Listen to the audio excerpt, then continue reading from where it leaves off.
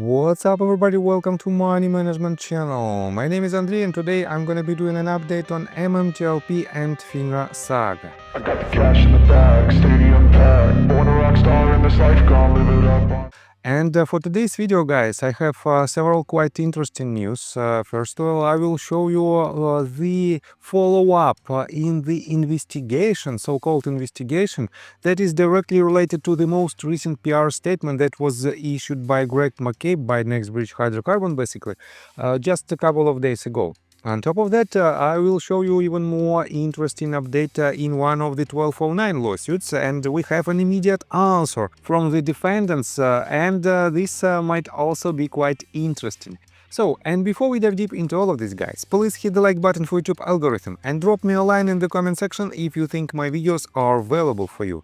On top of that, if you want to know more about technical analysis, if you want to enhance your trading skills, feel free to subscribe to my YouTube channel and join my Patreon account. And guys, for now, you can join my Patreon account, you can join two tiers of my Discord group. One of them costs you $50 a month, and you will have 30-minute one-on-one Zoom call once a month. But if you join with the gold tier, you will have a weekly one-on-one training session with me for just $150 a month. And guys, to be honest, this is the most popular tier for my patrons right now. And let me show you a sneak peek on the most recent activity in the Discord group.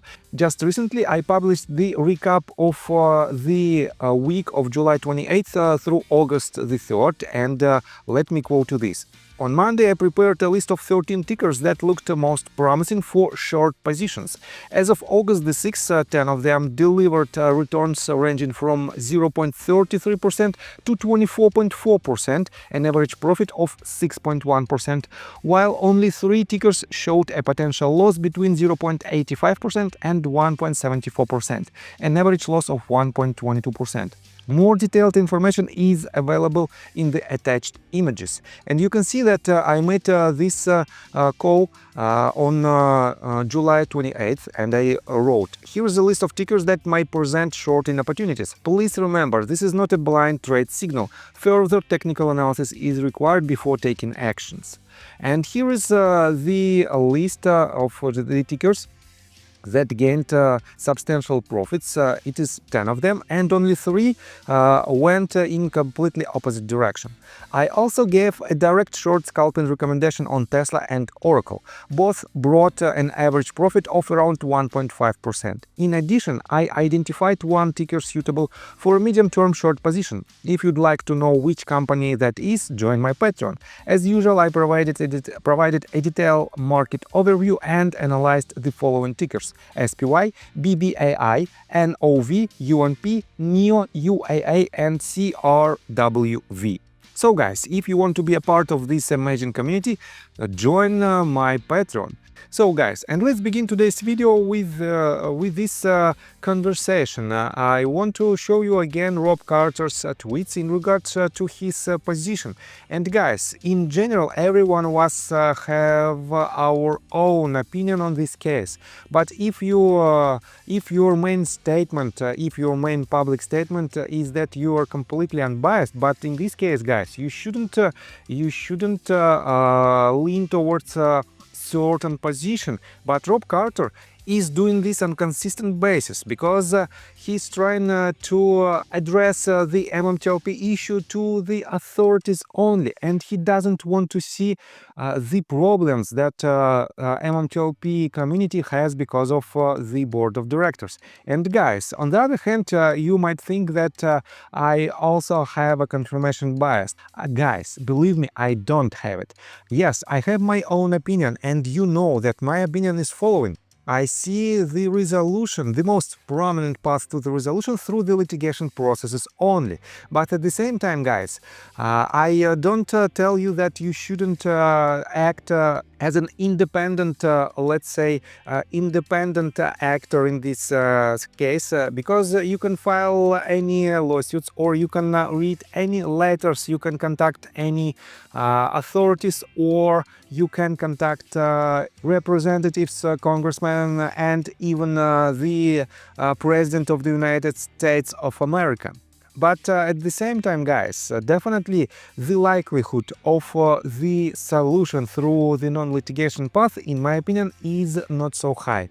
And to be honest, I also show a lot of actions from the so-called non-litigational path to the resolution. But these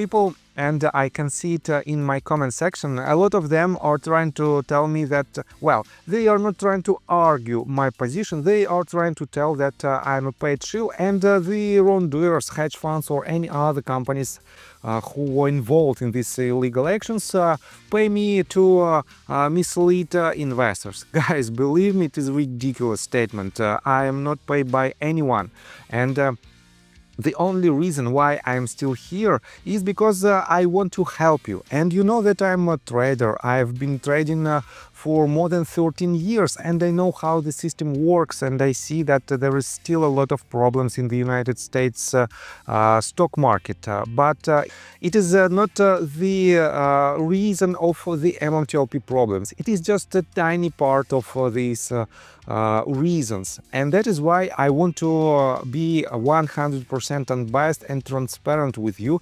That is why, guys, all the comments that you might write in my comment section that I'm a paid shill, and you are not trying to argue my point of view, you are trying to attack me as a person. Guys, this is ridiculous, and it is like behavior of a 3-year-old tiny boy who try to blame other people and who trying to find a lot of excuses in their current position. But guys, let me show you this. Rob Carter wrote, well, he writes a good question sometimes, but he doesn't want to read the answers. And Rob Carter wrote, why would it take 3 years to publish a share count? That's the request. Is that unfair? And Scott responded to this, because only McCabe knows the real number. He self-dealt himself 55 million shares or something close in 2023. And now he's giving his son 3 million shares, or the company his son only so-called operates, as they have declared no financial interest in it. Rob, if you can see that he is forming the runways to keep a bankrupt operation out of bankruptcy, to avoid being forced to open all his books for all the deliriously self-serving deals he made, then there really is no point in engaging here. FINRA and the SEC didn't suck all the oil and gas out of his wealth and make him miss 5 years of payments to university lands. FINRA and the SEC didn't hire people to defame and attack his shareholders. Did you ever invite him on your show? And definitely Rob didn't answer to this question, and he doesn't want to hear the point of view of McCabe. And in my opinion, Greg McCabe will never attend to this podcast. Let me show you another answer to the same question that was asked by Rob Carter, at this time from Trader Zero. Trader Zero wrote, NBH is a new issue paper never traded. Both Next Bridge and Equinity and AST confirmed 163,258,152 shares were exchanged. That is all DRS and street name holdings, long and short. There are no more shares than this. The transfer agent would be bound by law, as is the chairman of the board, to report any discrepancies to the SEC. And he added 2 screenshots of the official statements. You can find it right here. At the same time, he also wrote his opinion in regards to the most recent PR statement that was published just a couple of days ago. And in my opinion, it is quite interesting. So, Trader Zero on August 27th wrote this. A study was done a few years ago. Google it. I will find the link and post it in the comments. That was a super deep dive into the sale of unregistered securities with emphasis on fraudulent use or claims of SEC exemptions. Didn't surprise me that oil and gas companies was number 4 on the list behind banks, brokers and biotech. There were 33 LLCs operating out of 500 W Texas Avenue, Midland Suite 890. Greg Jr.'s latest makes it 34. Less than 2 months old and somehow has control of leases in Louisiana once controlled by John Burda. Also had a cool $6 million in the bank to bridge loan daddy so he could pay off Clint plant and keep that debt in the family at 18% interest. What an incestuous effing self-dealing enterprise this family seems to be operating. I urge you to go back into TRCH filings from 2014 to 2021 and add up all the reported MMAT interested parties transactions. Look at the transactions that were ambiguously reported that turned out to be Greg Jr. and John Burda entities, but those names were not disclosed. SEC violations. These McCabe and Burda defenders are willfully ignoring the obvious. He has an arsenal of options at his disposal, has a fiduciary duty to do so, to take administrative and legal action on behalf of his shareholders. He won't. Robert Lance Cook was the first reported insider to unload options to the tune of 300,000 shares worth $1.8 million. He was also the designated preferred A-series representative, your voice to the MMAT board, charged with protecting your interest and the value of the asset.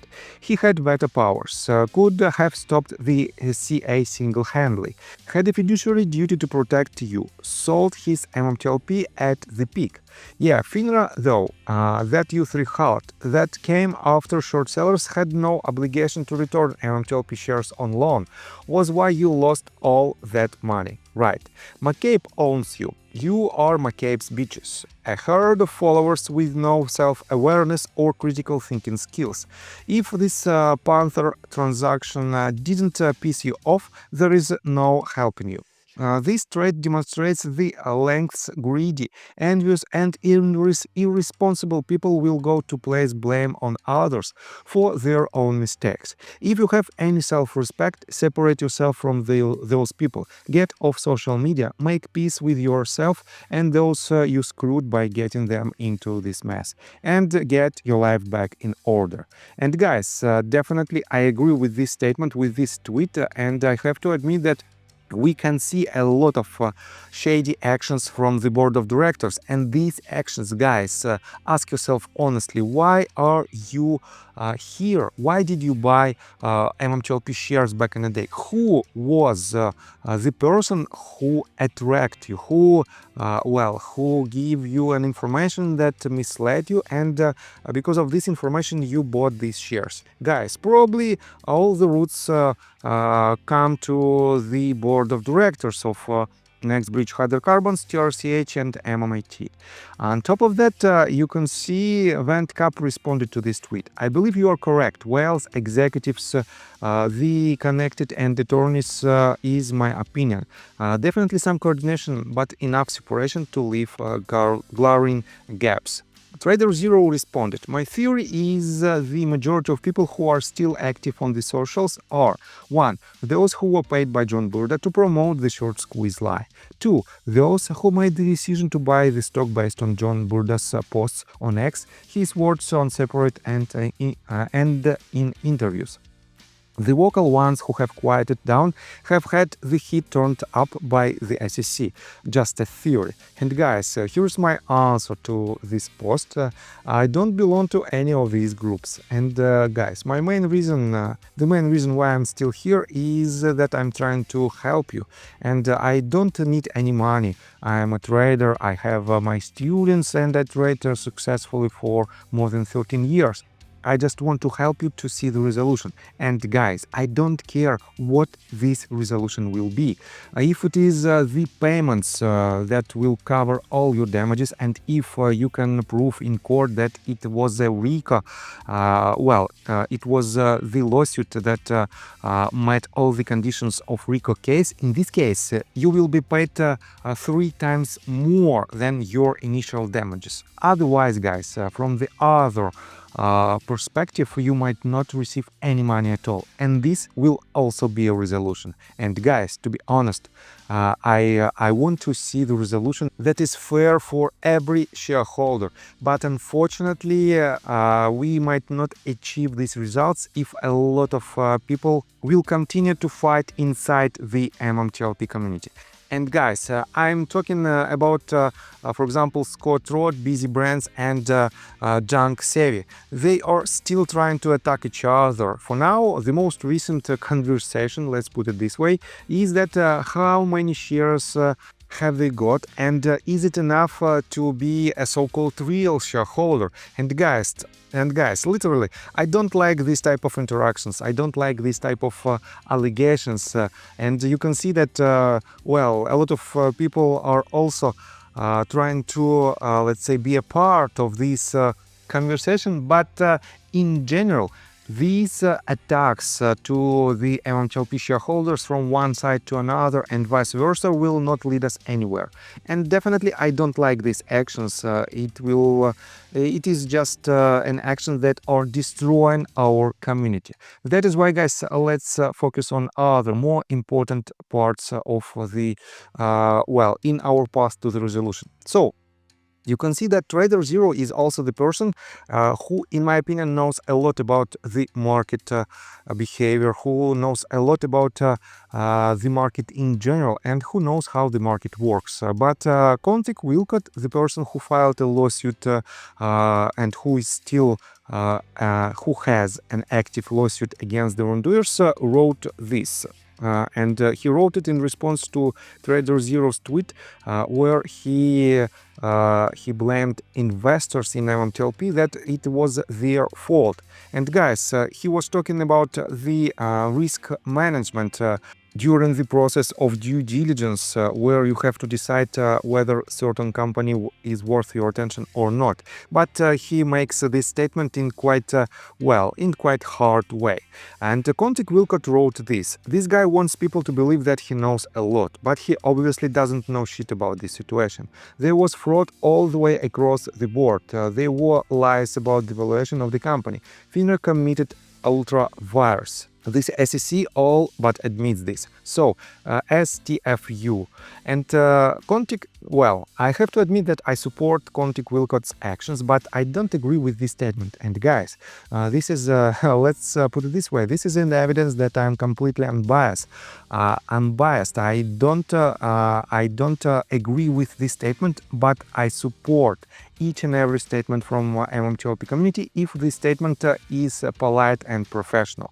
And to be honest, I think the only problem in this statement is that, Kontik Wilcott thinks that the risk management and I believe it is the most important part in the process of decision-making process when you want to invest in certain asset.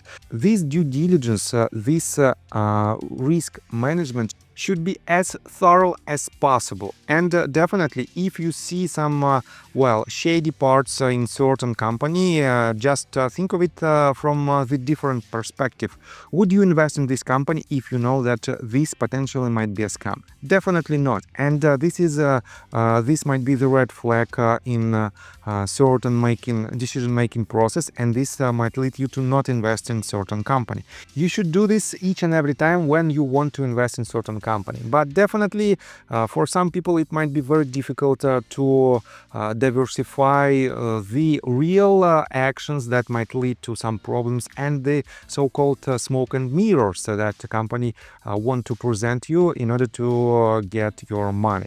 That is why, guys, be cautious. And yes, we have different opinions in the MMTLP community. So for now, let me show you another quite interesting update.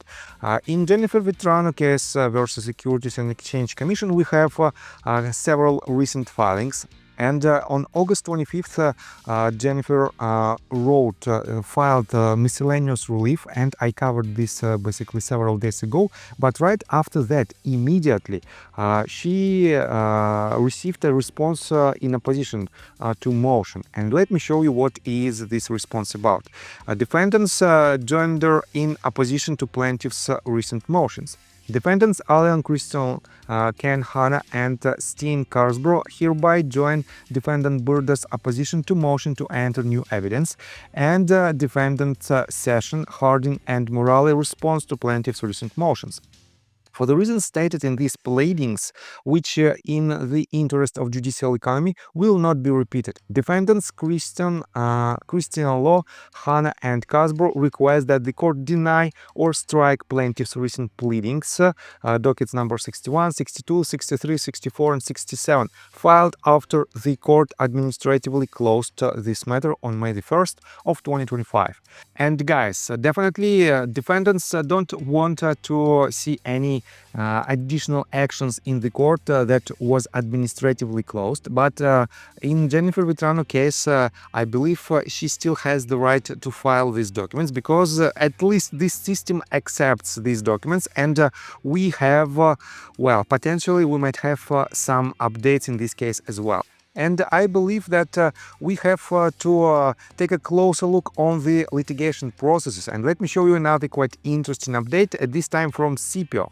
CPO also has an active lawsuit, and he paid much thorough attention to the most recent letter that was disclosed by Squatch. And to be honest, I didn't pay so much attention, but I agree with his opinion. CPO wrote, "Doesn't seem like a legit letter. Anyone could have typed this.